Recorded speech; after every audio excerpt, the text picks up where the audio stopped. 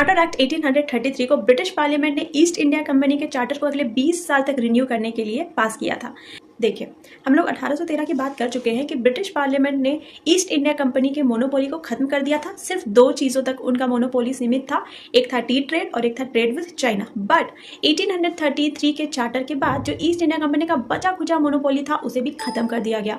अब east India company एक commercial body ना रह करके सिर्फ और सिर्फ एक पॉलिटिकल एडमिनिस्ट्रेटिव बॉडी बन चुका था। दूसरी सबसे बड़ी बात कि गवर्नर जनरल ऑफ बंगाल को गवर्नर जनरल ऑफ इंडिया बना दिया गया। गवर्नर जनरल ऑफ इंडिया को एक सेंट्रल अथॉरिटी दे दी गई थी और कंपनी के जितने भी सिविल और मिलिट्री अफेयर्स था उस पर सारा फैसला जो है वो कौन करता था? Governor general of India.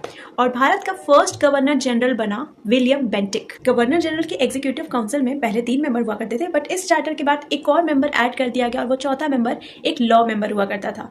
और फर्स्ट लॉ मेंबर कौन बना था? Lord Macaulay.